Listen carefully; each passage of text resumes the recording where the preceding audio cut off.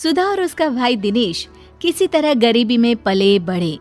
दिनेश बड़ा होकर छोटा मोटा काम करता और अपना घर चलाता। बेटा दिनेश, किसी तरह अपनी बहन की शादी करवा दे। बड़ी हो गई है लेकिन अभी तक घर पर बैठी है। ठीक है माँ, मैं कोई लड़का देखता हूँ। थोड़े दिनों में दिनेश को एक लड़का मिलता है जो बहुत बड़े बंगले में ड्राइवर का काम करता था। माँ, एक अच्छा लड़का मिला है।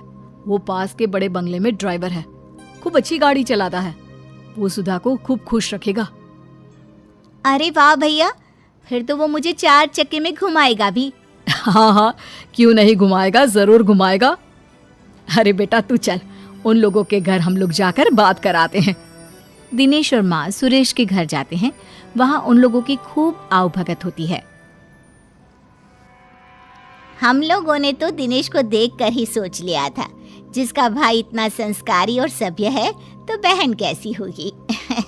लेकिन फिर भी एक बार सुधा से मिल लेते हैं। हाँ हाँ, अब तो बस शादी के बाद यही मिलना होगा, है ना? आप लोगों की कोई मांग हो दहेज के लिए तो? अरे नहीं दिनेश जी, मैं तो खुद मेहनत करके एक एक चीज घर की बना रहा हूँ। बस घर में शांति रहे, यही मैं चाहता हूँ।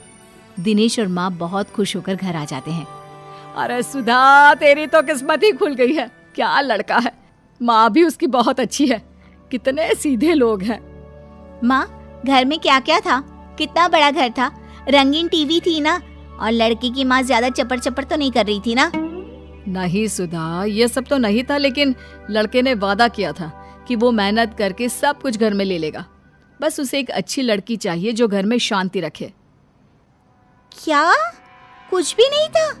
नहीं नहीं, मैं ऐसे घर में नहीं करूंगी शादी। यहाँ भी परेशानी, ससुराल जाओ तो वहाँ भी परेशानी।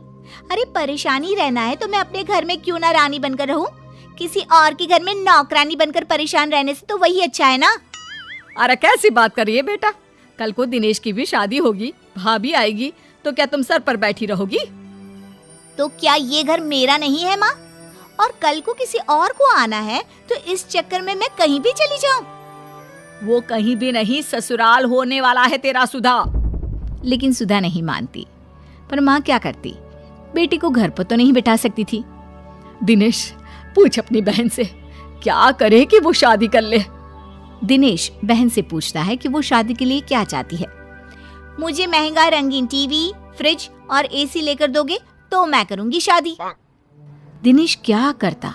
इतना पैसा कहाँ से लाता? वो शांत होकर बाहर चला जाता है। वो रास्ते में जा रहा होता है कि उसे एक लड़की मिलती है जो सड़क के बीच में खड़ी होती है। अरे ये लड़की ऐसे क्यों खड़ी है? सामने से बस आ रही है, कहीं उसे कुचल देगी। ए लड़की, हटो वहां से। ए लड़की। दिनेश लड़की का हाथ पकड़कर उसे बस के सामने से हटा देता है। क्या हो गया? तुम आत्महत्या क्यों कर रही थी? क्यों बचाया आपने मुझे मर जाने देते? वैसे भी आज नहीं तो कल मरना ही तो है मुझे। अरे ऐसी ही बात क्यों कर रही हो? बताओ मुझे, क्या कर सकता हूँ तुम्हारे लिए? नहीं, मेरे लिए कोई कुछ नहीं कर सकता। मेरे माता पिता मेरी शादी एक बड़ी उम्र के आदमी से करवा रहे हैं। क्यों? क्या वो गरीब है?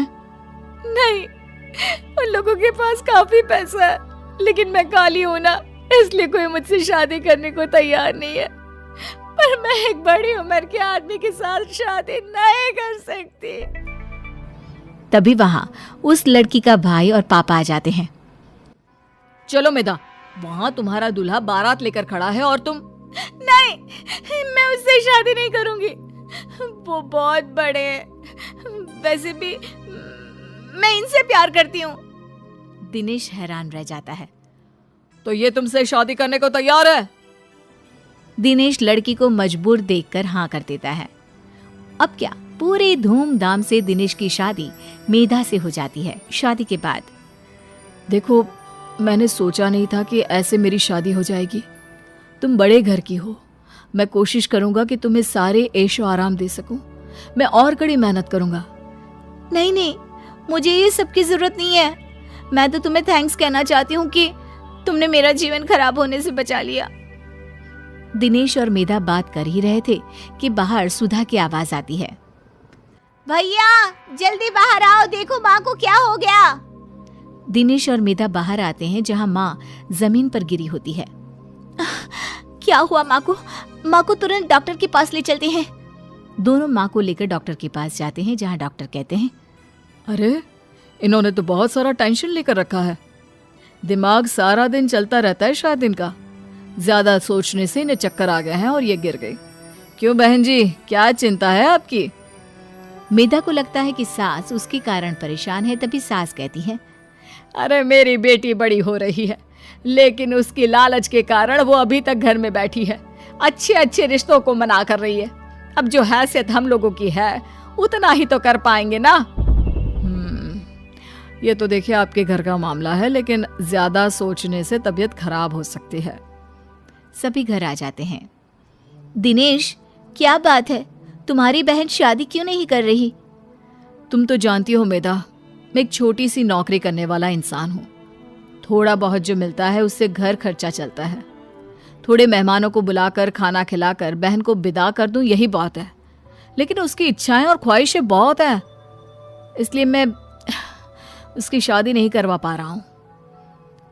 सुधा को तो मेहनती और काम करने वाले लड़के मिल रहे हैं। वो तो मेहनत से बड़ी चीज खड़ी कर सकते हैं। फिर क्यों मना करना? मैं बात करती हूँ। क्या बात है सुधा, क्यों शादी नहीं करना चाहती हो? आप भी तो शादी नहीं कर रही थी ना, फिर क्यों की? अरे वो शादी नहीं थी, दबाव था अपने से बड़े आदमी से शादी करने का। तो भाभी, इस घर में आपके पिता ने आपको सारी सुख सुविधा की चीजें दी है ना? बड़ा टीवी, ठंडा पानी, सब कुछ मिल रहा है ना यहाँ पर। तो फिर मैं गरीबों वाली जिंदगी क्यों जीऊं? अरे कहाँ से लाएगा तेरा भाई ये सारी चीजें जिसे देखकर मैं तेरी शादी कर दूं? लड़के खड़े हैं बिना दहेज की शादी के लिए, लेकिन ये लड़की अरे इतनी लालची है कि भाई का सोच भी नहीं रही है। कोई बात नहीं माँ जी, आप गुस्सा ना करें। ये सारा सामान नया ही है सुधा। मैं कल ही किसी को बुलाकर पैक करवा देती हूँ। ये तुम अपने साथ ले जाना, मैं और दिनेश फिर खरीद लेंगे। अरे नहीं नहीं बहू, ये तेरे पिता ने तेरे लिए दिया है, तू कैसे रहेगी इन सब के बिना? माँ, मेरे लिए दिनेश सबसे ज्यादा मायने रखते हैं। वो ठीक रहे तो ये सब तो हम फिर कभी भी ले सकते हैं।